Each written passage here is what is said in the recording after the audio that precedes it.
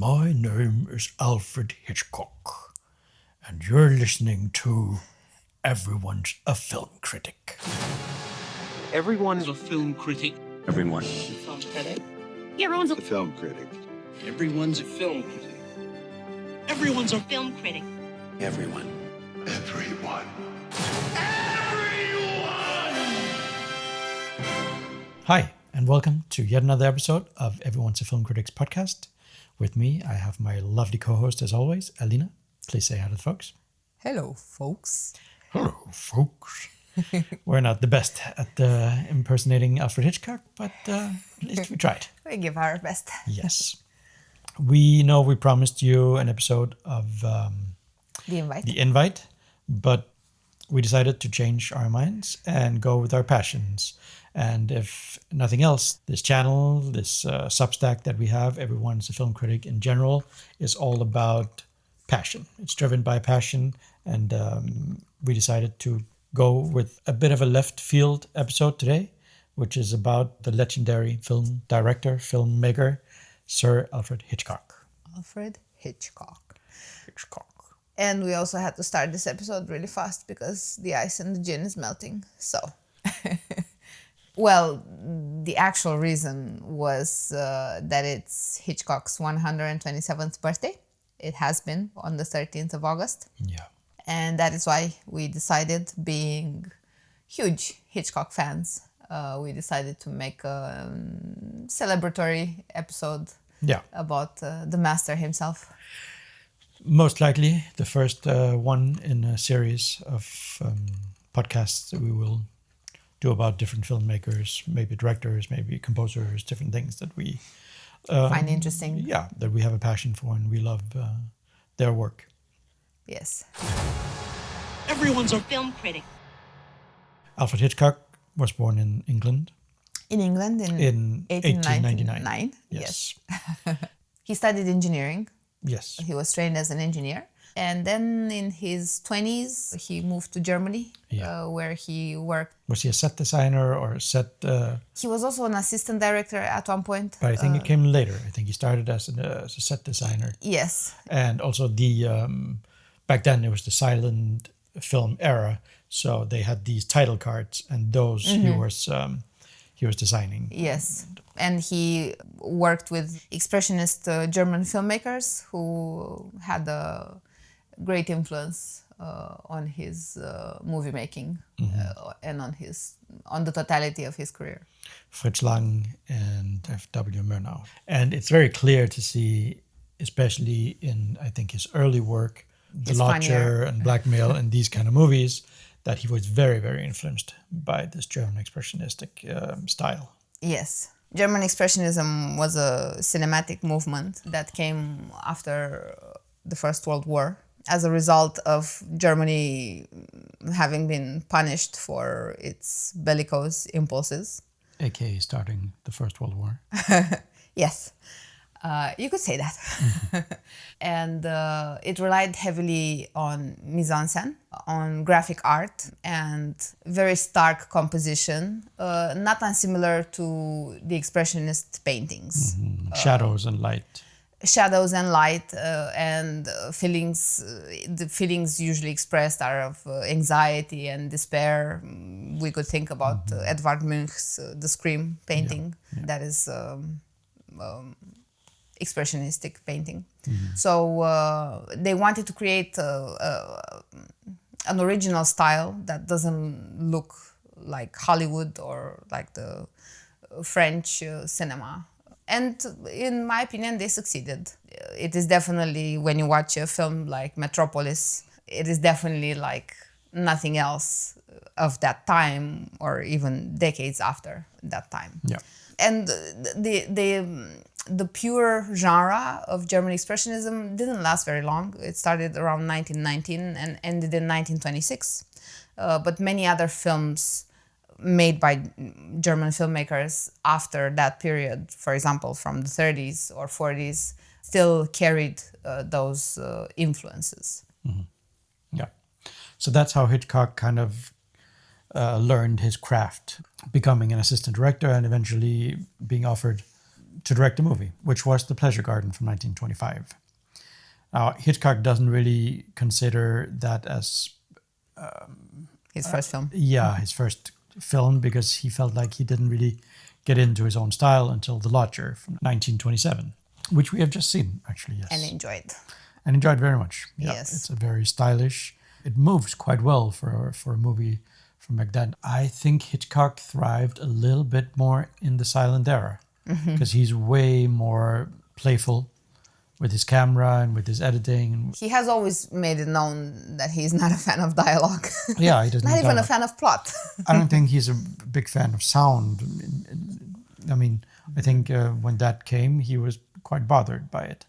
But managed very well to adapt versus many other directors who entered in anonymity. Of the silent era. Yes. Yes. He was always good at sort of following the times and even being a little bit ahead of the times, often in moving the cinematic language forward, you might say. I think his style changed quite a lot from his earlier movies until his last movie, Family Plot, from 1976. Yes, of course, I think he adapted with the times, but he always maintained this search for pure cinema, right? He always used exactly this Pure expression cinema. of Yeah, pure that cinema. was his thing. Yes. Yeah. And he, I think, I mean, it's very hard to say nowadays because we are so used to watching movies and movie makers that have all been influenced by Hitchcock one way or another. I think it's fair to say that he is one of the most influential film directors, filmmakers that have ever been. I agree. Would you say Hitchcock is one of your favorite film directors? Considering you have a huge poster of Vertigo on your wall. And a huge poster of Psycho on my wall. as well. Another one of Psycho. Yes. Hitchcock was one of my father's favorite filmmakers as well. Really? And he was the one who kind of introduced me to him through Psycho, because I always had a love for horror movies. And he said this is the scariest movie he'd ever seen because of the simple fact that it could happen in real life. And I have to say that is one of the things that always stuck with me, this fact that the plot of Psycho could have happened in reality. And I find that movie and that concept way more scary than any kind of ghost story or any supernatural kind of horror. We have to remember that back then, Psycho was considered a horror movie, unlike today, where it would be considered a psychological thriller or just a thriller, perhaps. Working in the film and television industry myself, I, of course, have a fondness for the craft. And Hitchcock was quite the craftsman, you might say. Like you can tell that his movies are, besides being very stylish, there's an attention to detail on all fronts. And that goes with the angles that he uses, that's the rhythm of the cutting, the editing, the lighting, the mise en scène. And the fact that he always felt a bit modern, I think, for his times. Like I think he was a bit always a bit ahead of his time when it came to filmmaking and the style that he chose for certain things. I mean, in many ways, he kind of dictated where the industry should go because many of them just followed his lead. In fact, up through the 50s and the 60s. So yeah, Psycho is absolutely one of my favorite movies, all-time favorite movies. I think it's a almost perfect movie. It has a bit of a problem, which Hitchcock also knew at the end with the psychiatrist who has to explain what a cross-dresser or a trans person is. But I think that has more to do with the Hays Code and these kind of things that they put on him. The Hollywood censorship. Yes. To me, it's like the blueprint of how to make a movie. I think for me, so even though he was heavily influenced by German Expressionism, I think he is the director who combined best German Expressionism and French Impressionism, which were two parallel movements, basically. The French Impressionism appeared pretty much at the same time and disappeared pretty much at the same time as German Expressionism. And as opposed to relying very much on mise-en-scène and composition and graphicness, it relied more on montage, heavy editing to impress upon the audience the mental states of the characters, subjectivities, superimpositions in editing. And basically, Hitchcock, being, in my opinion, also a heavily psychoanalytic director, he managed to combine the aesthetics of the German Expressionism with the subjectivities of the French Impressionism, because we are talking about murderers, we are talking about themes of the innocently accused, we are talking about themes of passion at the same time. So there is a heavy psychological undertone in all of his movies, which is portrayed in a highly artistic manner. Yes. Although my favorite Hitchcock film, which happens to be his favorite Hitchcock film, is Shadow of a Doubt.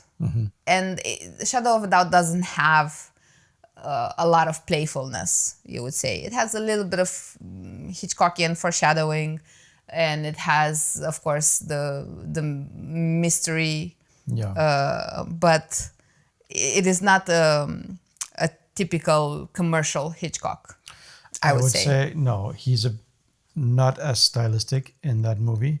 And I think the fact that he's not is because he relied more on the story, on the plot. He knew he had a good story, and he knew that he had a good combination between the antagonist and the plot of the story. So he didn't have to do all the elaborate things because it's not necessary. And he did that movie in a very emotional time in his own life. The movie is from 1943, so it was happening during the Second World War. He could not fly back to Britain to see his mother, who was very sick, and his mother passed away. And therefore he was very sad about that and frustrated. And I think those frustrations show in the dynamics of the family. To quote David Thorburn, the professor at MIT, that is the anti-Capra, the anti-Frank Capra film. It is not a story of the wholesome American family. It is a story about the dysfunctional American family. Yes.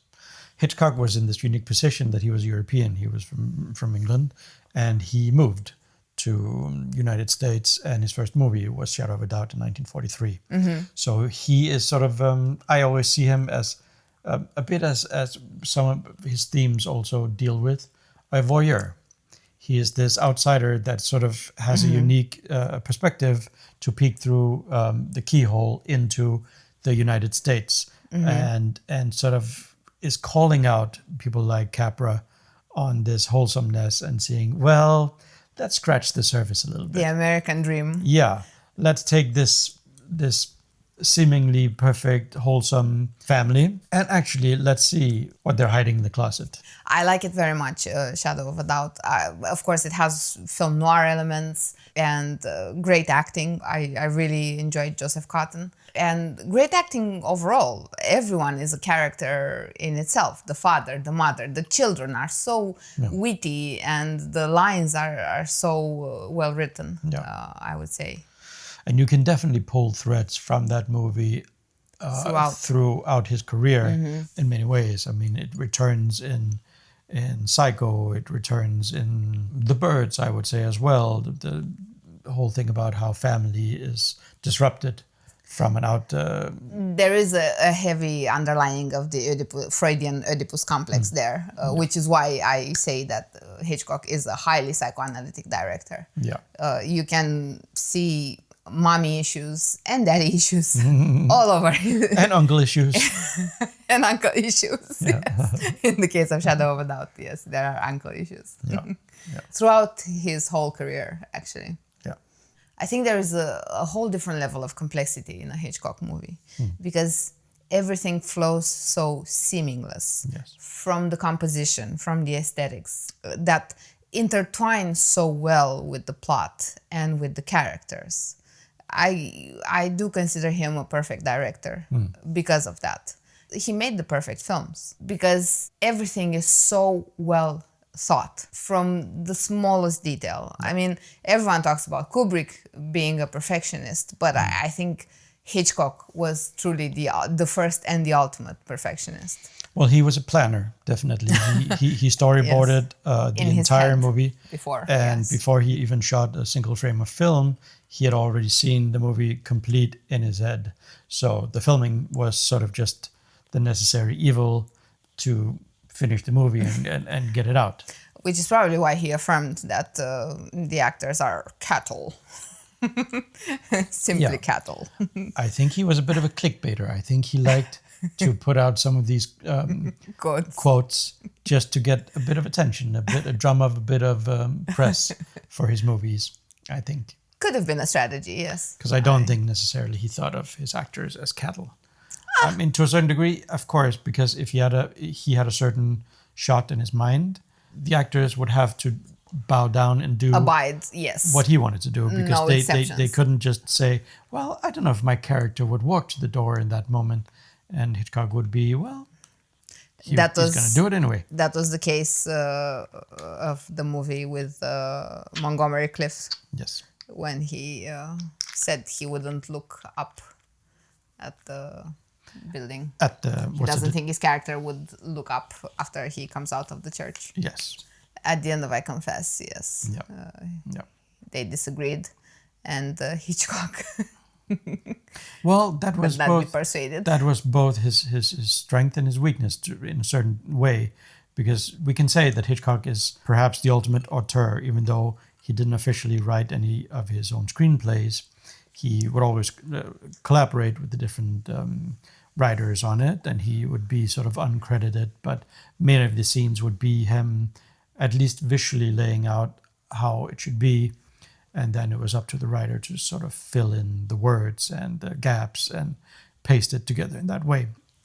But he also regretted later on in his career that he hadn't perhaps been a little more loose in his style and experimented a bit more in that way, not been so rigid. I think this is why he was so appreciated by the French critics, by the Cahiers du Cinéma, because they actually saw in him a true auteur, while the American critics saw in him an entertainer. A showman, yeah. They looked beyond, because I think the understanding in the US of auteur theory is that someone has to be his own editor and his own screenwriter and his own composer, if possible, in order to be an auteur, while the French actually looked underneath that and saw that even though Hitchcock didn't write his own scripts, his vision was so strong that it actually didn't really matter what the script was, because he would completely follow his vision. One of the reasons the French New Wave also liked Hitchcock, apart from recognizing the authorship in him, was also the fact that they were fighting so-called classic cinema in France. They were fighting against the rigueurs of filmmaking at that time. And Hitchcock, for them, was a proof that an unconventional director can be commercially successful. That's what they related to in Hitchcock, most of all. Yeah, I think the French also recognized his European sensibilities a bit. The fact that there was more going on than this very often polished facade that he put up as a sort of glossy image to draw you in, to kind of show you the ugly side of people's nature, basically. Yes, and the ugly side of the audience as well. He was very good at that, yes. He was one of the first ones to kind of... There is no director who had such an intimate relationship with his audience. And make them implicit in whatever crime there was going on. And complicit basically. at the same time, Complicit, yes. Voyeurs. Yes. It's a thing that especially Martin Scorsese has picked up and is doing very much later on. He does it in Shutter Island. He's kind of playing with the audience and making them feel a bit crazy as well, and that is very Hitchcockian. Because you were talking earlier about Psycho, it was unseen before for a filmmaker to kill their main character in the first half of the film. Yeah. And he played on the fact that Janet Leigh was a very big star at that time, and absolutely nobody, of course this is a spoiler alert, but it's a very old movie now, the fact that Janet Leigh was killed off in the famous shower scene about 43 minutes into the movie or so. And absolutely nobody saw that coming in 1960. And basically that is what Hitchcock taught the audiences. He taught us how to watch movies, right? Yes, absolutely. because he's so clean in his visual storytelling. I guess it's the pure cinema that comes to play here. The fact that he can tell you a story with images basically almost exclusively, and you will still understand what's going on, makes him so enjoyable and makes him textbook. I think that a lot of people studied this, and especially in Hollywood, because they don't like that things are muddled. They don't like that the audience doesn't understand something immediately. And Hitchcock showed them how to do this. Oh, yes. So we have to say this, that even though the Hollywood of the 1910s, let's say, was one of the most successful industry of film in the whole world, all their narratives were very linear. And it was a true paint by numbers type of plotting that was going on in Hollywood films. And Hitchcock came and turned it on his head, basically, because he did unexpected things with his characters. And basically, by repeating this, by making it an unexpected pattern, audiences learned how to actually let themselves be surprised by a film and by what is going on, and not expect the typical Hollywood ending or the typical love story. In all Hitchcock films, the ending is a little bit ambiguous. Of course, there are many happy endings because of the nature of the times he was making movies in. And of course, the production code, a very prominent institution back then. Yes, he was very restricted in how he could tell his stories. Yes, but despite all that, he still managed to teach the audience about how to watch a movie, and basically to teach the audience to reflect upon itself and to reflect upon the nature of cinema, which is quite an incredible feat. He was unreliable narrator in the fact that he wasn't a big fan of logic. He thought logic was quite boring. And so he would always try to replace it with imagination. Yes, jumble it up a bit. And actually, it doesn't really matter when you watch a Hitchcock movie, because they flow, they are so smooth in their narrative, you buy a lot of things, a lot of suspension of disbeliefs that would normally, by a lesser filmmaker, probably be a big jolt to your eyes. He manages to get away with them because he makes his movies so charming and so smooth. I think even Pauline Kael said that the Hitchcock film is full of plot holes, but it is so entertaining that it doesn't really matter. Yes, yeah. And there are so many other profound aspects in his films that, of course, you can bypass a little plot hole here and there. What were some of the themes that he was playing with in his movies? Well, starting from making us all feel like peeping toms, voyeurism, as I said before, psychoanalysis, Oedipus complexes, repressed sexuality, impotence, injustice, mistaken identity. A little bit of, I would say he was also influenced by surrealism through this disruption of the ordinary. Oh, yeah.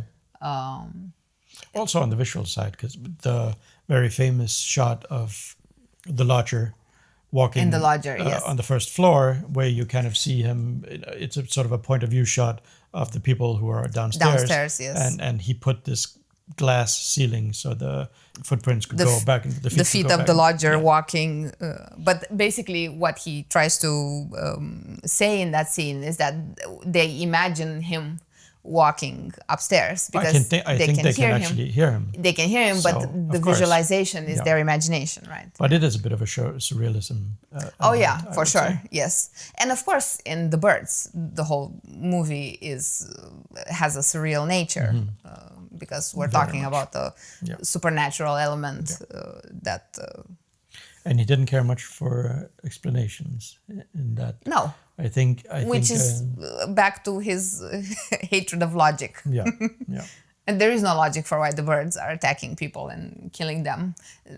Of course, there is no possibility that a bird would, kill a man by eating his eyes out, by beaking at his eyes. But it is happening in the film. So. I don't know. Have you ever heard of bird flu? I don't think it manifests like that. Yes, so his themes were heavy, but I think the construction of the film made them palatable in a way, I agree. right? The way he was organizing, including the mise en scène, including the editing, everything makes it feel a little less heavy, I would say, and it becomes entertainment, right? Yeah. The music, of course, no doubt. His collaboration with Bernard Herrmann, which is legendary. You can almost not imagine a Hitchcock movie without the music from Bernard Herrmann. I think his last one was John Williams, right? The Family Plot. Yes, because Bernard Herrmann died in 1975, I believe. And although John Williams tries his best to sort of, be a little bit in the style of Bernard Herrmann, you can tell that it's lacking that, That gravity. that signature. And Hitchcock sort of was trying to actively play against this fact that you can have one without the other. So in The Birds, for instance, there is absolutely no musical score at all. There is some, I think Bernard Herrmann is maybe credited as designing some of the bird sounds. And then there's another movie, I believe it's Torn Curtain, where it's not Bernard Herrmann either, because Hitchcock wanted a different score. I think there was a bit of an ego thing here, a bit of a competition. The fact that he felt like Herman is taking. that people could not, that Hitchcock could not make a movie without Bernard Herrmann Well, in the mind of the audience. In Bernard Herrmann's defense, I would say Torn Curtain, in my opinion, is amongst his weakest. Hitchcock's weakest. Yeah, We must say it was filmed in Copenhagen a little bit at the in the beginning. Hotel d'Angleterre. Yeah, and I think around the Central Station as well. Yes. Newtown as well. I think they might have been there. Yeah. I can't remember. Everyone's a film critic. Everyone. What did you think about his last film, Family Plot? I thought it was an okay movie.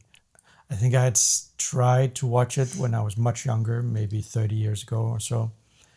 And because I was such a big fan of Psycho, I was expecting something a bit more in that vein. I also knew that Family Plot was considered more of a comedy. So I was happy when we saw it now, and I realized that It's not a comedy. it wasn't really a comedy. It had comedic elements, but mainly it's a thriller. It had comedic characters, we might say. Yeah. Bruce Dern's character, in my opinion, but is it never becomes quite funny. It's not hilarious or anything well. No, like that. it never becomes corny or like it maintains its sort of class, I would say. I think it's a very 70s typical thriller. Yeah. As a kid, I used to love watching these investigative TV series, such as Columbo with Peter Falk, or Heart to Heart with Stephanie Powers and Robert Wagner, or Murder, She Wrote with Angela Lansbury. And all of them gave me the exact stylistic and narrative impressions as Family Plot. Yeah. The whole movie is sort of built up around this MacGuffin of a diamond, which never really has any significance on the plot. No. So we have to mention that Hitchcock came up with the term of MacGuffin, which is a faux plot element towards which the characters gravitate initially, just to It's what have propels come out as unimportant the story, in the end. what moves the plot. Yes. But ultimately, it doesn't have any significance for the story. It's a fake alarm. Yeah. In Psycho, for instance, it's the stealing of the $40,000 The money. That which ultimately doesn't have any. They get lost in the swamp. They go and it goes in the swamp. Yes. Yeah. I liked it. I don't think it's one of his strongest movies, but he was quite old at that point, and he was a bit sick, as far as I know. So I think it was a decent movie to go out on, I think. Karen Black was very good as the main character, as this medium who might be psychic, but we're not sure. No. And it ends on a wink, which It ends on a little wink, a little nod from Hitchcock to us. Yeah, I mean, yeah, it's Now that he's dead, it's sad. Of course, he's been dead for 45 years, but I think he was very true to the times he was making the films in, to be fair. He adapted, he was quite chameleonic. As I said, I think Family Plot is a very 70s crime mystery film. And I think Frenzy is which was his second to last film, I think Frenzy was a very British thriller. Quite dark. It reminded me a lot of Peeping Tom and Bunny Lake is Missing, which are two of my favorite British thrillers ever. And it has this very austere tone, quite different from Family Plot, which has an American tone, I would say. Careful, yeah. He definitely got past the production code and the Hays Code at this point and was able to suddenly show nudity, which I think is the first Hitchcock movie that actually does this. In Frenzy. Yeah. It has a darker, a bit more sadistic tone to it, I think. I think it's a very good movie. I like it a lot. Oh, I love it, yes. I think it's a very good. Besides tiny little things, like I always have an issue with them when they get strangled, the women get strangled, that they kind of stick their tongues out. It's comical for me, and I don't understand that decision to do that. But other than that, I think it's a very good movie, and I love that Hitch kind of returned to England to make this movie. To the gloominess of the Brits, yes. What else can we say about, let's say, common elements in Hitchcock films? For example, now that we saw The Lodger, we saw the staircases, right? Yeah. There's always, and in Shadow of a Doubt, the same.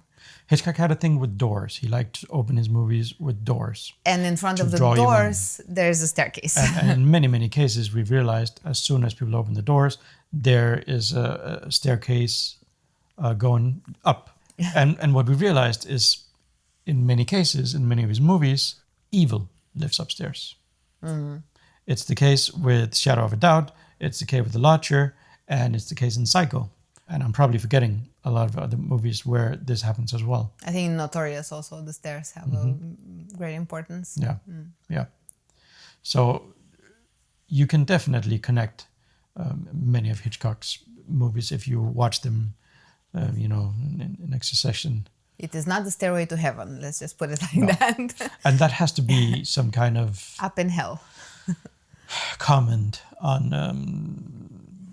I don't know, it's not class because many of them are lower class people that live upstairs. I consider it quite a literal antithesis to this idea of a stairway to heaven, a staircase that goes up to godliness and angel-like situations. He's basically putting hell upstairs. He is reversing heaven and hell. That's how I see it. Yeah. He is a rebel with a cause. In a way, the most extreme case of this is the birds, because the birds are literally way, way, way upstairs. Really from heaven. Yes. Ascent from heaven. And he actually has a very famous shot up there, which is sort of a God's view, but then suddenly it sort of becomes... a bird's view. Bird's view. Literally a bird's eye view. Perspective from the birds, because they start to swoop in left and right. And in his explanation of this, it was purely to simplify things, because he didn't want to bother with showing a lot of close-ups of fire and a big elaborate setup. So he said, I just decided to move the camera back. Who would have thought that a reverse shot could be filmed from the shoulder of a bird? Yeah, only Hitchcock. Yes.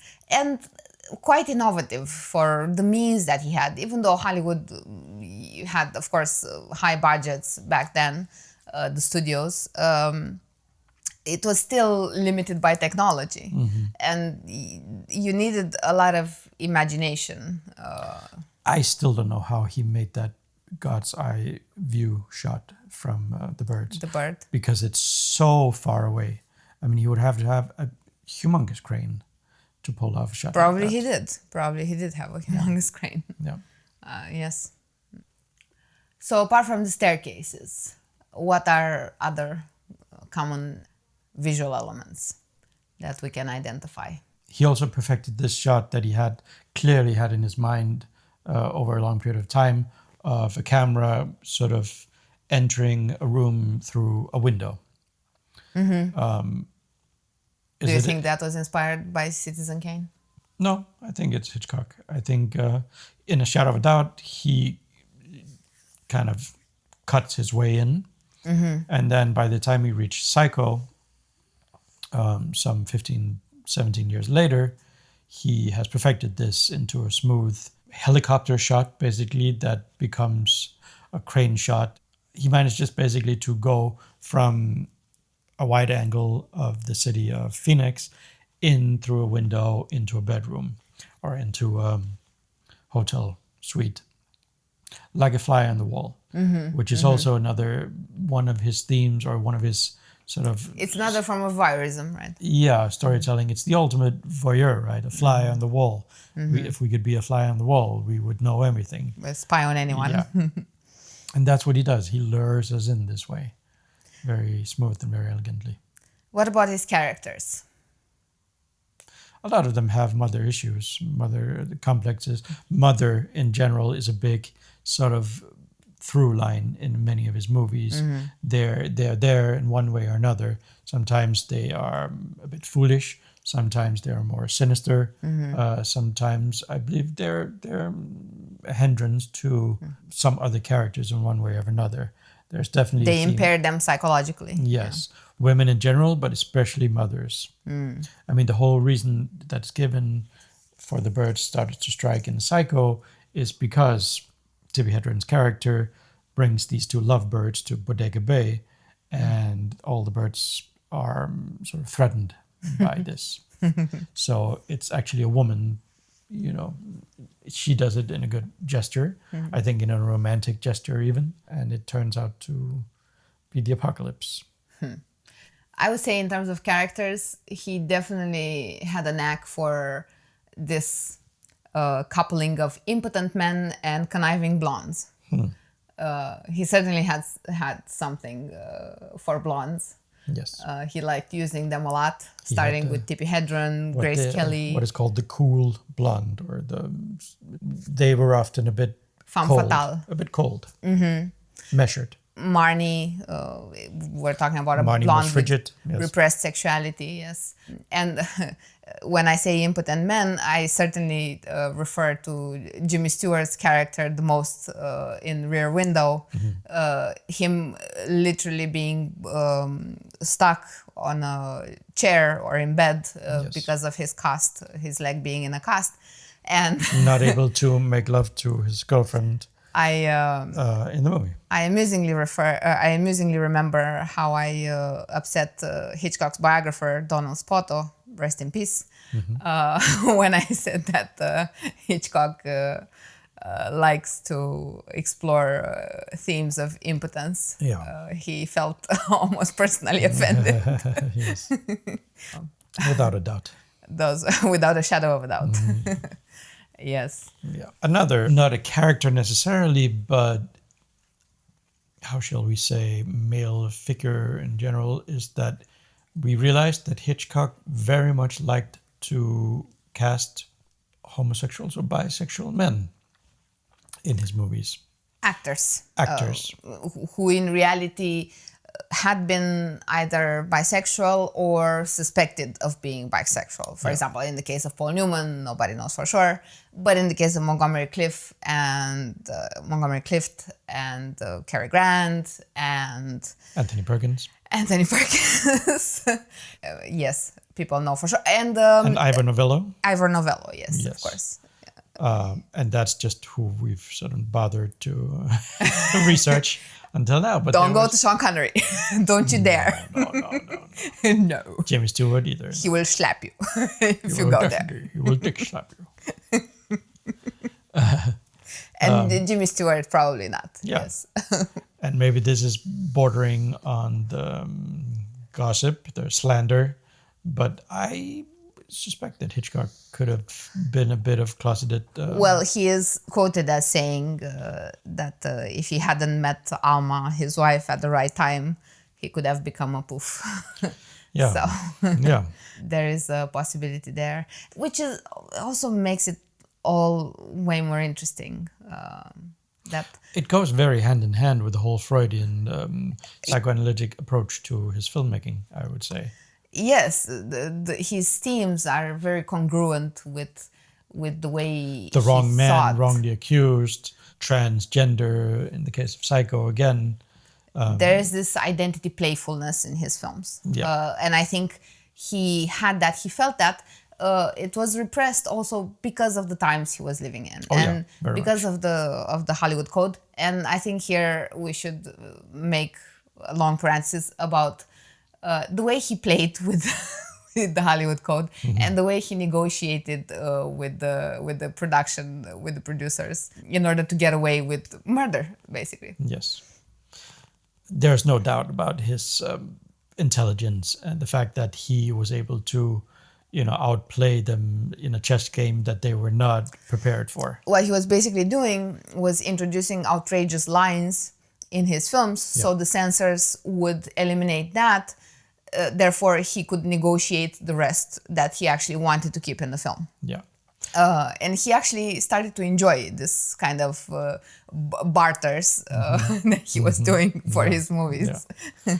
I will admit that it is definitely a tactic that I have used myself, being an editor in the industry, and sometimes, made a bad cut or added a piece of dialogue in a scene or something like that, just so that when a producer or an editor or somebody came in to, Check, yes. assess the editing, they had something to say, and they would latch on to that little piece that I didn't intend to kind of be in the scene anyway. And It's a MacGuffin.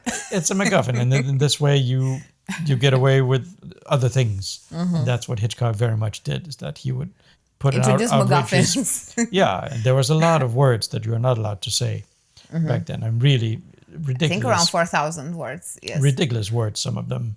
It must be very, very frustrating as a filmmaker to creatively be restrained like this. That you cannot, in many cases, he couldn't choose his own ending because the code didn't allow for, what was it? The bad guys had to be punished. It was a necessity that they had to be punished, which is why he had a lot of themes of the wrongly accused, because normally the characters committed the crimes, but they couldn't have gotten away with murder as per the code. Therefore, he had to say they were wrongly accused. Yeah. So in the case of The Lodger, for instance. You can see it with The Lodger, even though The Lodger is a British film. Yeah. But and based on Jack the Ripper. Exactly. And for 99% of the movie, it's clear that he is the murderer. he is the murderer. But then they switch it to him actually having had his sister killed by the real murderer and him searching for the murderer. Yeah. But exactly, you can completely suspect the character. There is a switch because he couldn't have gotten away with it. A bit illogical, but perhaps this is where sort of the twist ending originated. The twist ending that M. Night Shyamalan took over years later. It was a necessity, basically, that was created by the Hays Code. And now that you mentioned M. Night Shyamalan, Yes. who are the directors we consider the most Hitchcockian? Well, M. Night Shyamalan, for sure, in his earlier careers, I would say. Anybody who deals with suspense is sort of already kind of in that category. Spielberg, in his visual style, is also very much inspired by From Hitchcock. And Daddy Issues. Yeah, he took the daddy issues, yeah, for sure. A filmmaker that we both love and admire very much, Tom Ford, has made 2 movies, and in both of them, there are sort of references to Hitchcock in one way or another. Both in colors. Yeah, but quite literally, in A Single Man, at one point, Colin Firth's character is standing in front of a huge billboard of Janet Leigh in Psycho, where she's driving the car. And in Nocturnal Animals, towards the ending, there's a scene in a restaurant which is very reminiscent of the colors and the style of Vertigo. Yeah. the red and the green. Yes, the aesthetic is contrasted. Tom Ford's aesthetic is very Hitchcockian, I would say, I would say both as a designer and as a film director. Mm-hmm. A little parenthesis here: a very underrated film director. Oh, yeah. Tom Ford is. I'm looking. Please watch his movies: A Single Man and Nocturnal Animals. He only made two, but He's with coming great up with a impact. third one, which is based on an Anne Rice novel. It's a period piece, I think. It's about vampires, Mm-hmm. and I believe it's partly operatic. Is it? Interesting. I can't remember what it's called. Cry to Heaven or something. I cannot Is the wait title. to. Yeah, it should. see I think it. it's coming next year. Yes. The most Hitchcockian director, Okay. let's say, and I think that is a common appreciation, is Brian De Palma. Of course. We agree? Yes. But Brian De Palma is a very, very good, I think, technical filmmaker as well. He tends to sort of pick up where Hitchcock left off, and he's a bit more seedy.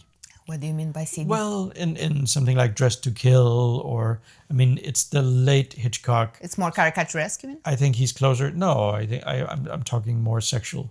I think he's closer to Frenzy than he is to Vertigo or Psycho. Oh no, I can completely see elements of Vertigo and Psycho. Visually. But I'm talking more of the themes, and he's definitely after the sexual revolution. That's what I mean. Brian De Palma is just not as classy as Hitchcock. What do you think about The Untouchables, which happens to be one of my favorite films ever? Yeah, that one I don't see as Hitchcockian as some of his other movies. There is, well, it uses a real story, the Al Capone years But I'm and talking Prohibition. again, But when we're saying Brian De Palma, mostly we're kind of, I mean, it's the visual references that Brian De Palma. but also thematic. I would say he has Brian a De lot Palma of kind of takes scenes of Hitchcock's and reverses them. So the shower scene, for instance, he uses that in reverse in the beginning of Dressed to Kill, which becomes a love-making scene in the shower, and then later he uses it for murder. it is the 80s. But he did that in many cases, and of course you can clearly see that he's a student. There's another guy whose name happens to be Tom Holland, who was very much a student of Hitchcock's, and he wrote Psycho 2, directed by Richard Franklin. And he was also considered to sort of be the filmmaker who would take over from Hitchcock, but his career never shot up in the same way as some of the other ones. Another one, which is a bit of a left field perhaps, but David Lynch also seems to be very influenced by Hitchcock. Oh, yes. He also has a love for Frank Capra and that whole Capra-esque style, but he also understood to go He likes to in the subvert underbelly it. and kind of show the dark side, especially in a movie like Blue Velvet. Blue Velvet, yeah, Or Mulholland Drive. Mulholland Drive, and I think even over in Twin Peaks, there's also elements of Hitchcock in there. I agree. Yes. This Also, thing that it's very Shadow of a Doughty, for sure. and the color coordination is also very similar. The aesthetic Yeah. is quite Hitchcockian. There's a scene in Mulholland Drive which is very in the line of Vertigo. There's a casting scene at one point which has this feel, this dreamlike feel, and I think that's what inspired David Lynch a lot, is this dreamlike feel that especially Vertigo has. I agree. Do you know of any other directors? Oh, Bong Joon-ho. On Parasite. Parasite of course, was completely. obviously, yes. I actually there is One a of the nod. finest examples. Yes, and one of the yes. best movies It is of one the of past my favorite 20 movies years. in contemporaneity. Yes, there is a reference to Hitchcock in the film. There is a shot of a library that contains a book with Hitchcock's picture on it. Ah, okay. Yes, I don't remember that. yes, there is Cool. a close-up actually Yeah. behind the character, and you can see Hitchcock there. Another very architectural movie in its construct. Oh yes, the whole architecture plays into the themes and the narrative of the film. Yes. Yeah, that's definitely my favorite Bong Joon-ho movie, by far, by far. I also love Memories of Murder. Yes, of course, it is. Well, I would say that is more Fincher. Yeah. Is Fincher inspired by Hitchcock? I would say. I wouldn't say particularly. I would say in Zodiac. Zodiac is the closest because The story in itself is Hitchcockian, but I don't think the style is very Hitchcock. There are definitely shots. He uses a lot of gliding images, which is very Hitchcockian. And then there's the scariest scene in the whole movie is Jake Gyllenhaal going to meet this guy who has a poster. He goes to his house on a very, very rainy night, and he goes down to the basement, which is very dark. And this guy is super, super creepy, and he's trying to find this poster. And Jake Gyllenhaal gets this uneasy feeling, and he just wants to get out of there. And we all know this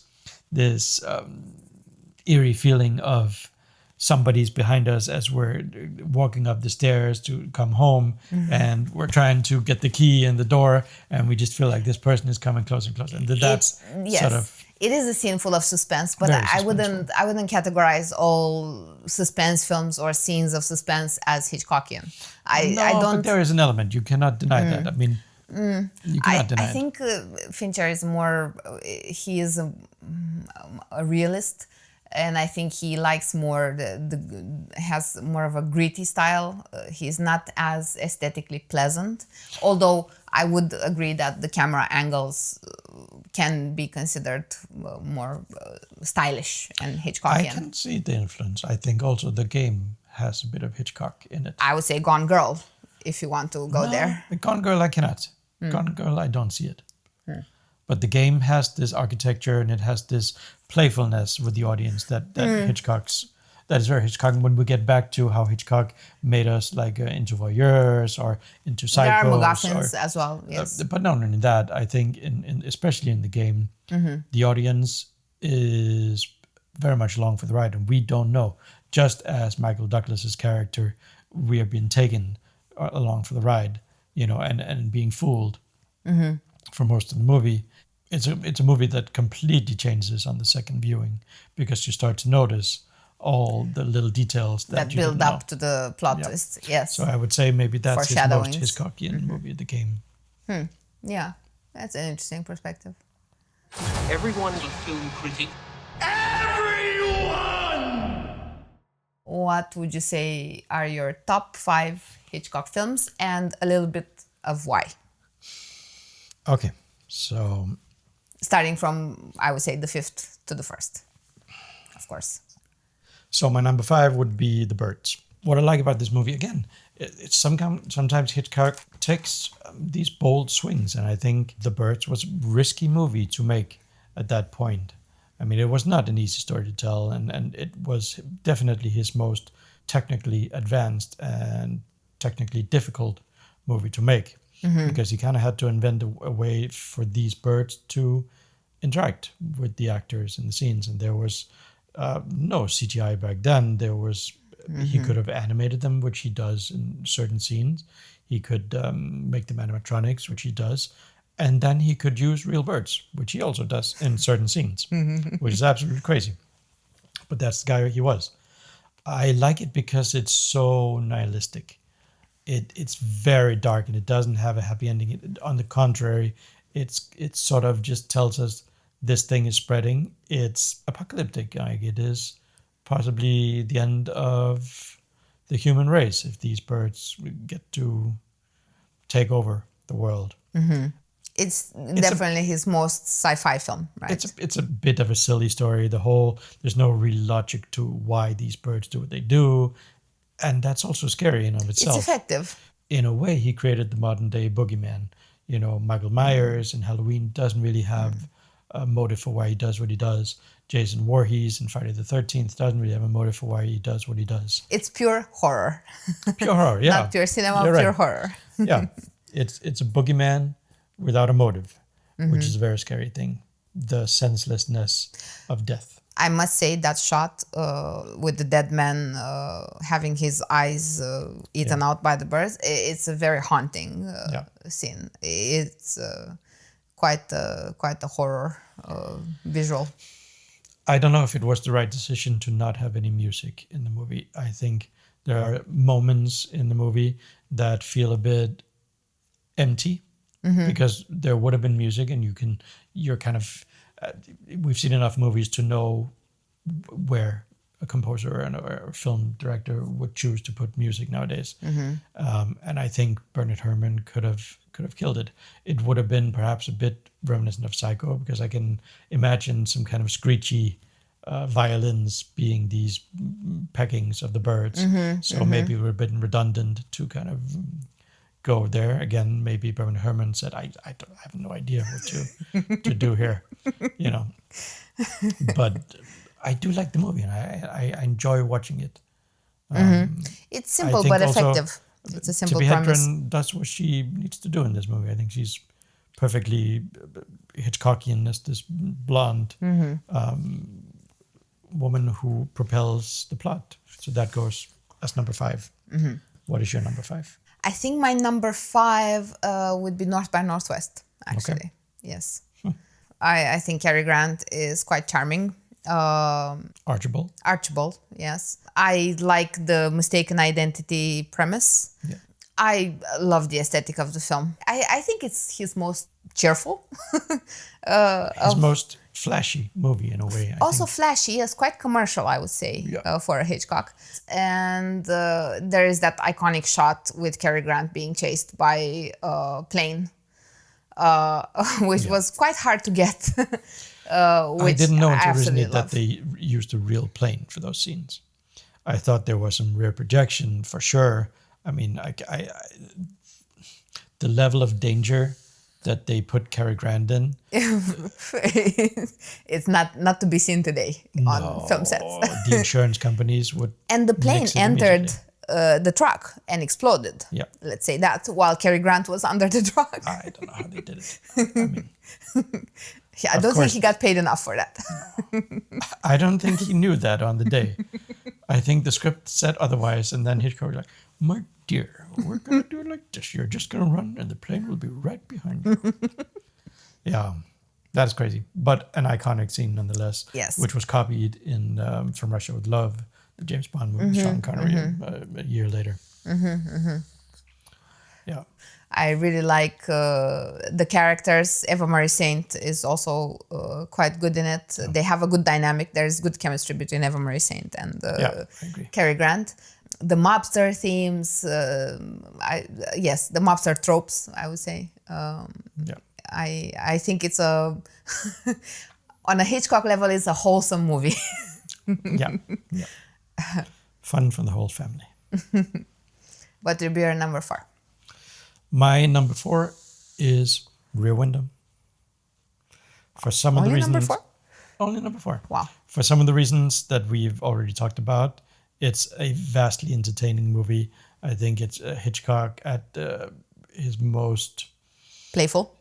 most playful. I think he's really enjoying this setup, which is in many ways exactly like we've talked about already. It's sort of pure cinema. Like he's the puppet master, the ultimate puppet master in this movie, and the fact that he can sort of control the whole thing.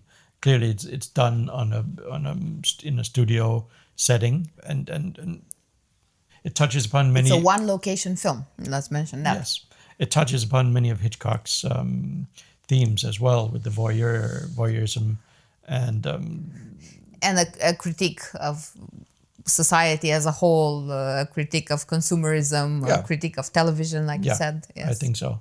It's a full world, even though it's encompassed by one apartment. I think there's a bit of the wrong man, which he kind of reverses in a way, because for a lot of the movie, we kind of think, I think James Stewart is just making up this because he's bored. It's this thing of eavesdropping on your neighbor and making up, kind of filling in the little gaps in what you can hear through the wall and making up your own little story. So he kind of reverses at the end the fact that Raymond Burr is in fact a killer at the end, and then the whole plot, the whole narrative that James Stewart has kind of concocted is actually true. And I love that it kind of brings back the element a bit of cinema at the end, because he uses his little flash to blind the killer, so that almost as a weapon. As his little sword or something like that. The camera is quite brilliant, Hitchcock's weapon, yes. Yeah. So brilliant movie. It also goes very. I think it. You almost feel for the murderer somehow at the end. There is this blurred morality because he is quite compelling when he says, "What do you want? Do you want money? I don't have money. Why are you doing this? Why are you doing this? You know, why did you catch me? Because I would have gotten away with it." And it reminded me a little bit of my favorite thing about the film M, Fritz Lang's M, Yeah. about going into the psychology of a murderer and in a way, trying to see his side. It's a very nuanced movie for its It time. is. It is. Yes. Absolutely. He's a child killer, and there is a bit of a morality. You do feel sorry for him. You're talking about M, that yes, he's a child exactly. killer. Yes. Yeah. Yes, but he is compelling once caught, and he starts talking about his trauma, and which, of course, it is incredibly innovative for. We're talking about the 30s here. But German in the 30s. Germany in the 30s, which was quite a progressive country back then. Yeah. Yes. And you can see it. And I think In the Hitchcock, early 30s. I think that movie was very influential on Hitchcock. Yes. Later on. I agree. What is your number 4? My number 4 would be Frenzy. Okay. For the reasons I cited earlier. It has the best elements of a British noir thriller that I really, really like. It reminds me of films such as Peeping Tom and The Collector, which is a British film made by an American, funny enough, William Wyler. Yeah, Terrence Stamp. And with Terrence Stamp, yes, it's an amazing film. And Frenzy reminds me of that. It's also quite enclosed. It doesn't happen in many places. It happens around Covent Garden, as far as I remember. And it's quite dark. It doesn't have many funny elements apart from what you said, the caricaturesque nature of the murders. But it's quite dark Hitchcock unleashed upon. Yeah. And yes, it has this moody gloominess, a rainy day in London type of feeling, which I really like. And I can't find that in many other Hitchcock films. And again, as far as I remember, you get a bit of a sympathy for the killer, because there's a scene at one point where he hides a body in a truck, in a potato sack with a lot of that is, you kind of see it as a point of view from the inside of the car, so you can just hear that the car is driving or the truck is driving, and you're afraid that the police is going to find he might this get discovered. body. Yeah. Yes. So yes. Again, Hitchcock makes you. It's not necessarily sympathy, but yes, in a way you're an accomplice because you don't want. You're definitely on the wrong side of the he makes you to morality. be on the wrong side. Yes. Yeah. Fascinating. What is your number 3?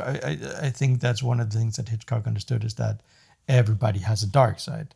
Right? He uses this in Psycho, like we all go a little mad sometimes. Haven't you?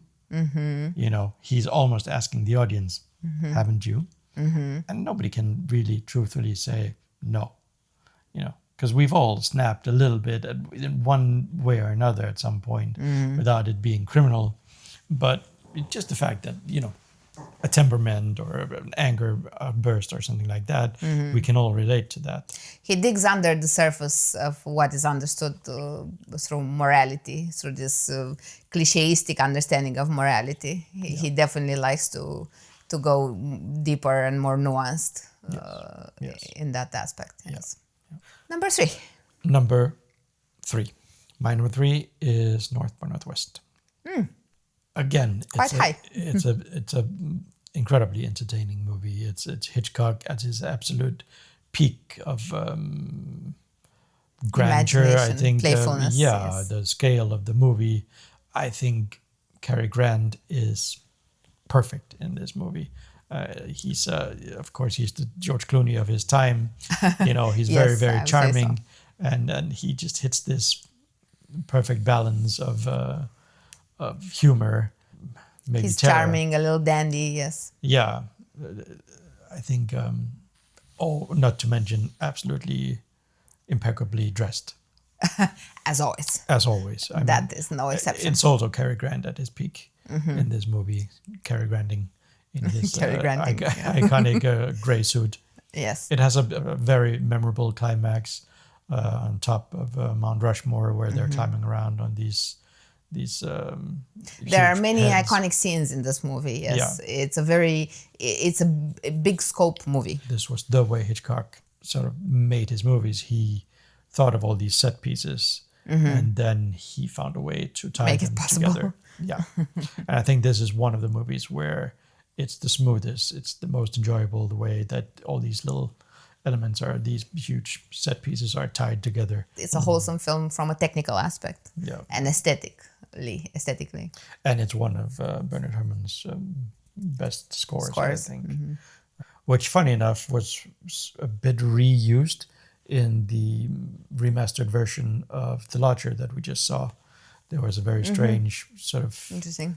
little bit of an homage to that, I think, without it being the same composer. We cannot recommend the remastered version of The Lodger because Because they for put some modern reason they decided soundtracks. to put a modern soundtrack on part of it and put two very bad songs, very distracting songs. Inappropriate for the period, for the film, time, for the tone. for the tone. Yes, yeah. yes. But And they're very on the nose. similar to The Lodger, it is a case of mistaken identity, right? So Yes. and wrongly Again, accused. There's that theme, yeah. What is your number 3? My number 3 is Rope, Yes. actually. A bit underrated Hitchcock movie A very underrated. from 1948. It's it's one of his earlier films, but Earlier funny ones. earlier funny ones. It is a film that Hitchcock tried to make in one cut. Yes. In one take, let's say, like that. So it is a film Hitchcock tried to make in one He take. designed the movie so that it would appear to be all done in one shot. He actually wanted to make it in one shot, but he realized he can't, so then he disguised the cuts. Yeah. So it looks as an uninterrupted take. I think one of the film rolls had around 10 minutes of film. So every 10 minutes he had to disguise a cut. And it's not done in the most elegant way. Usually he kind of sort of has a person pass by the camera, or the camera kind of goes into black for a second and then goes back out. But the idea was there. I think, actually, as far as I remember, there is one cut in the movie, which happens at a very pivotal moment in the story. I think it's when the camera zooms on Jimmy Stewart. Yeah, I if I'm think not that's mistaken. it. When he realizes that the theories that he has been teaching his students have been put into practice. So the film is about two young students who kill their friend Classmate, yes. Right. and hide his body in a table. It's like yeah, it's a trunk. It's a trunk table, yeah, which is used for a dinner party that the students throw. that is sort of Hitchcock's little bit of macabre sort of Joke. yeah, the perverseness of the whole story is that they hold the dinner party, but all the while they're afraid to be caught, of course. I like it. I think it's a very underestimated film. Very simple, also shot in one location. Yeah. And the characters make the story Yes. Very more so than the other cinematic aspects. good. Yeah. And Jimmy Stewart is brilliant as this investigative professor. Yeah. Yeah, he's perfect as the professor, obviously. He already has that. And he is the one catching them, of course. Yeah. Yeah. There is no romance. There is no love story here. There is Well- an underbelly of homosexuality, which is not Homoeroticism. homoeroticism, which is not explored. No. But as the same with Strangers on a Train, there's also this unspoken homoeroticism at play. Yeah. What is your number 2? My number 2 is Vertigo. I knew you were going to say that. I think Vertigo is Hitchcock's most revealing movie. I think it's his most complex, psychologically complex story. I think you can see it from a meta point of view and see this as a director taking control over an actress and trying to form her in his image. It's in some ways it's a ghost story, and it's kind of told and filmed in this way, almost like a dream. It has a diffuse sort of filter many times. That's the throughout movie. impressionistic part of Yeah. Hitchcock. Yes. He went a little bit more impressionistic here and a little bit more surrealistic in some cases as well. I always feel hypnotized when I watch this movie. It has Really? it has a mood. It has I a thought tone. you get motion sickness. No, not from this. No, it's very calm. Everything is very calm all the time. Just has this, and actually, funny enough, we've been to San Francisco. I've been there a few At times. the Hitchcock house. And then at the Hitchcock house, yeah, where they shot a few scenes from Vertigo. And San Francisco has this light. It has this vibe. San Francisco is a very, very strange place to be because I feel like there is an underlying anger and a violence, a history of violence that you can actually feel. The city burned at one point, and Alcatraz is just sort of off the coast, and there is something sinister about San Francisco, and I think it's the perfect location Interesting. for Vertigo, which is a little bit of a sinister story. I mean, it is almost a necrophilic story. It's about a man who's in love with a dead woman, and he tries to resurrect her so that he can basically have sex with her. Talk about a horny guy. Yeah, very dark story. Very dark story. He famously wanted Vera Miles for the role, but she got pregnant, so he sort of discarded her and then cast Kim Novak instead. And I think she's perfect for the role because it's a very strange character. I mean, in some ways, she's a bit blank. She's a canvas. Yes, sort exactly. of that for a male fantasy. It's his projections. Yes. Right. The whole story is sort of a male fantasy. Whether that It's is male gaze. whether that is subconsciously Hitchcock or it's based on a French book, a French novel. Again, Bernard Herrmann absolutely nails the score with these. He creates vertigo in the audience, which is absolutely beautiful. I think. And we it's a must say masterpiece. also the color scheme is beautiful Absolutely and gorgeous. impressive. The whole combination of emerald and red and orange lights are quite impressive, I must say. And Jimmy Stewart is greatest. I mean, he's such a sympathetic guy that you kind of go along with anything that Jimmy Stewart Even though does. it's wrong. Yeah, Even though it's wrong. if he's a bit of a twisted character again in this one. See, Hitchcock liked to kind of To take the wholesome father of the family and make him an obsessed simp. but especially Jim Stewart, which was also An old American guy. one of Frank Capra's actors, where he was always this very wholesome guy, and Hitchcock kind of drew out the darkness in him. And I think that's the perfect marriage in Vertigo, those two. What is your number two? My number 2 is Rear Window. Okay. I consider it a perfect Hitchcock film for all the reasons I've cited. I do see it as the most Hitchcockian Hitchcock film. And Hitchcock at its peak. Again, Jimmy Stewart, and this time Grace Kelly, another famous Hitchcock blonde. Do you think she works in the movie? Initially, I thought no, but then I changed my mind. I do think she works because she's a little bit like this. Well, she was a princess in real life, but she's this ditzy type of picture perfect princess who gets her hands dirty. Basically for him. She starts investigating the murder and discovering the evidence. And yes, I think she works. I think she's quite good. I like Thelma Ritter's character the most. I think she's this witty older lady who she's great. has sharp commentary. But yes, I think Rear Window is a beautiful film, and it's only shot in one spot, which I quite like because it increases the director's imagination, the audience's imagination. You're doing a lot with a little, and I like that. And what is your number one?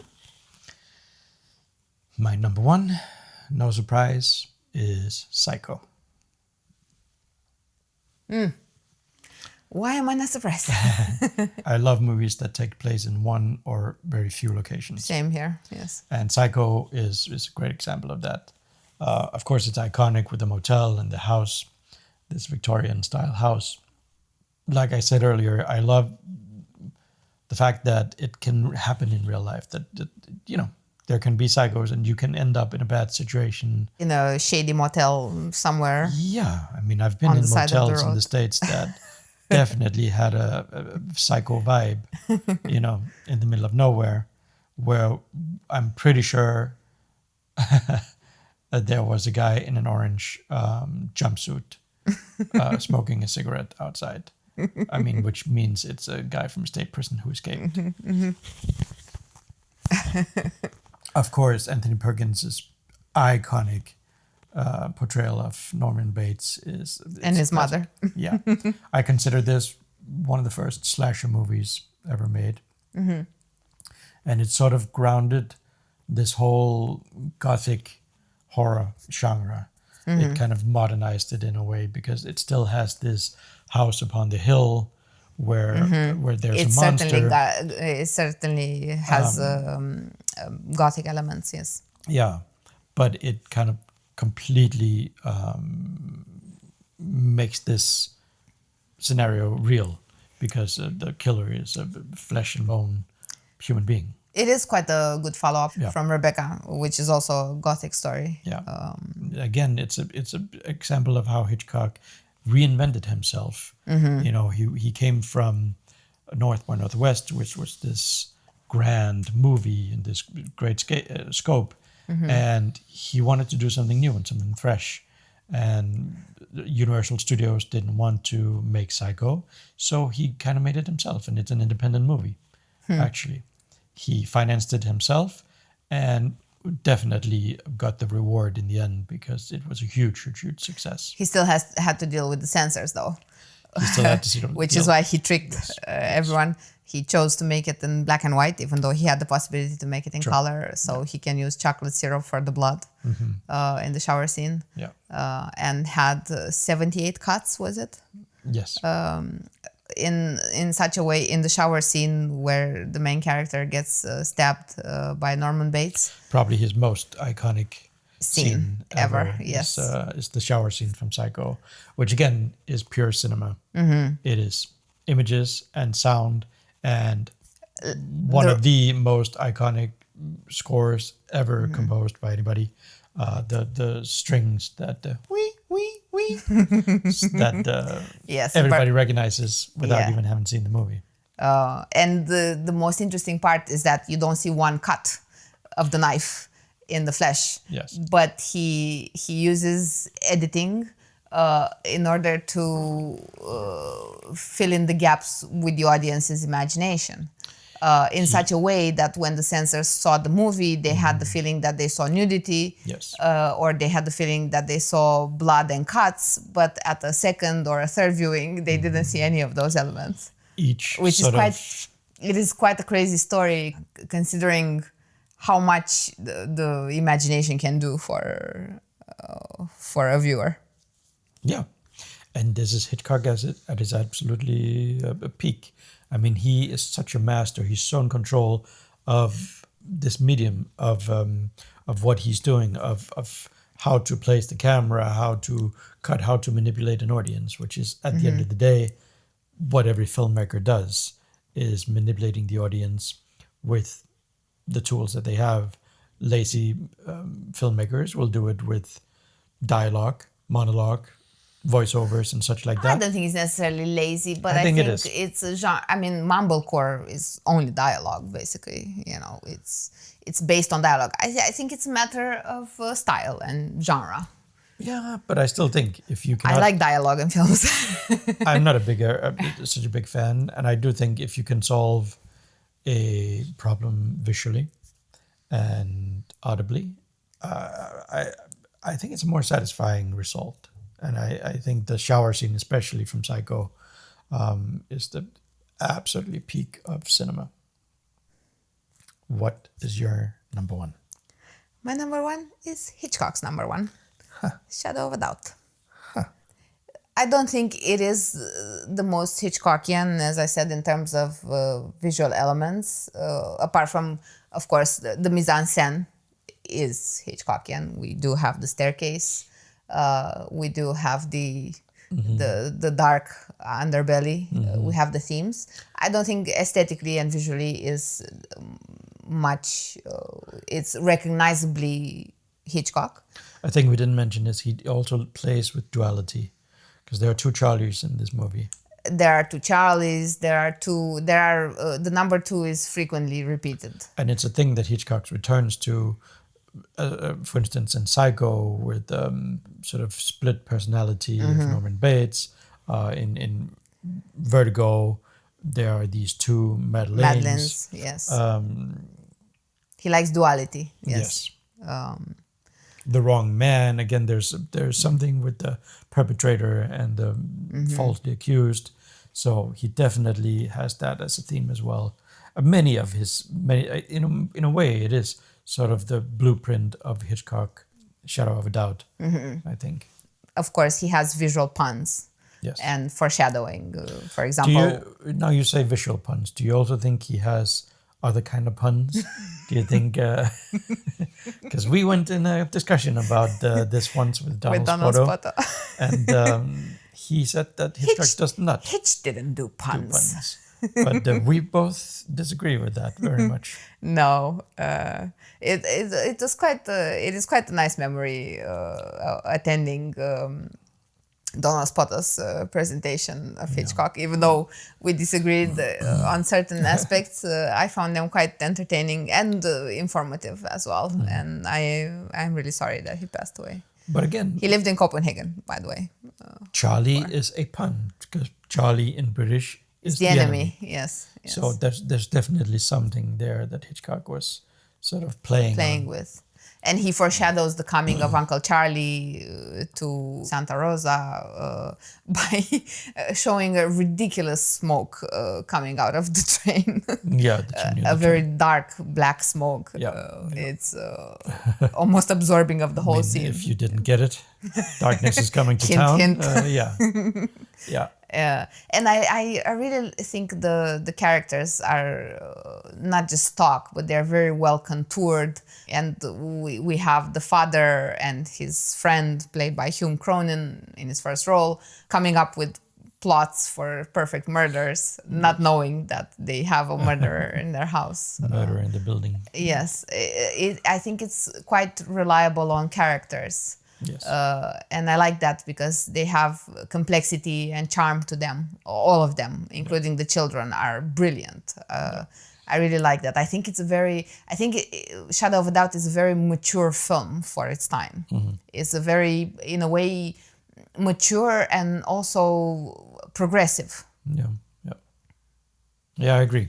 It is definitely... it's a very entertaining movie, and again, it's a very smooth movie. I mean, Hitchcock really was a craftsman. He knew how to make a story.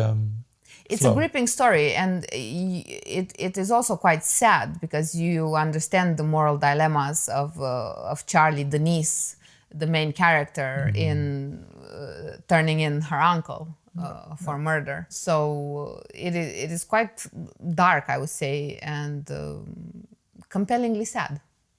It's not a story that makes me feel a whole lot, though. I think it's a bit too... There's something with the acting of the 40s that is a bit too theatrical, a bit... I don't know how to explain it. Really? Because I find it exactly the opposite. I find it very... I don't think it's naturalistic at all. Really? No. I found it naturalistic. No. That's the thing. I found it even quite... in the way they talk. It's a little bit exaggerated. Well, that's the way they talked, but I don't think so. that was the also it influences the acting. Of I course. think for the times, I think it's very. I do think that film is really the opposite of It's a Wonderful Life. Everyone is a film critic. Everyone. It's absurd that he never won an actual Oscar. No, he was nominated as Best Director for 5 films. It was Rebecca, Lifeboat, Spellbound, Rear Window, and Psycho. But he never won. No, So- Rebecca won for Best Picture, but which I always found crazy is that the producer gets that award. Yes, and okay, you might say the producer can get that award, but I always found it absurd when the film wins Best Picture and the director doesn't. I mean, who made that picture? That's what I mean. Yes. So they have Best Director, but Best Director kind of encapsulates something different than Best Picture, I think. Of course, a picture has many elements to it. So, of course, you can analyze the whole product, but direction is very important, especially when we're talking about auteurs. Direction is very important element. And that's the thing. in a I think it's picture. very clear that David O. Selznick didn't do very much on Rebecca. I mean, seeing that it's a Hitchcock movie and seeing the legacy of the body of work that Hitchcock made, you can tell that that is through and through a Hitchcock movie. Yes. So the fact that he never received an Oscar for any of his work really is an outrage. I mean, It's an insult. Yeah, it also of course. shows exactly what Hollywood thought of him, I guess. Yes. He was an outsider. I mean, at the end of the day, he still was an outsider. And thank God he was, to be fair. Yeah, well, I think that is why he had this unique sort of perspective on many things. And he wasn't a person to glorify anything. As like you said, many of his movies is very sort of smooth and a bit glossy. But only on surface level, once you scratch a little bit, you kind of see the underbelly, the dark side of this. And many of his endings were... Ambiguous. and a bit bittersweet in one way or another.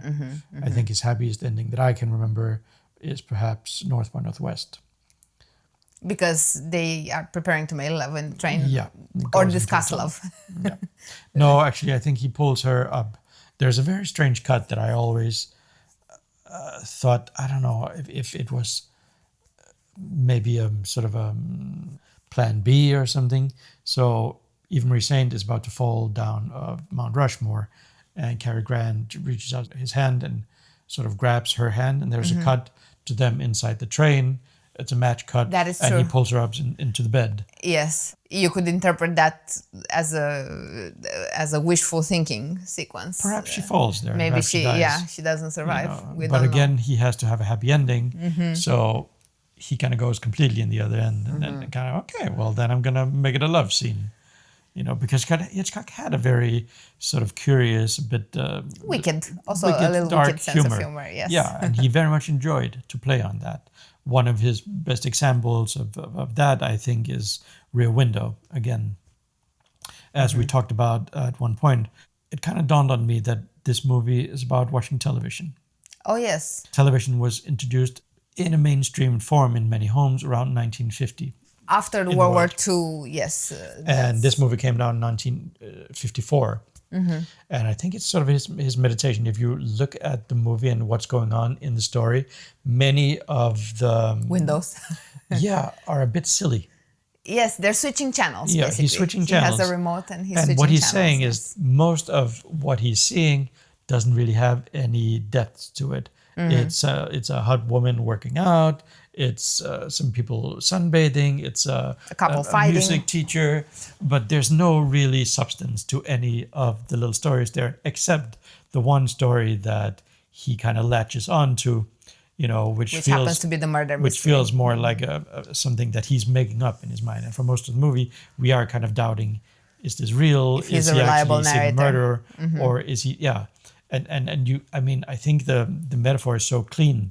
This thing that James Stewart is literally holding a film camera and pointing it at different Because he's a little photographer. windows. It is cinema watching television. I think Rear Window is an exploration in meta cinema.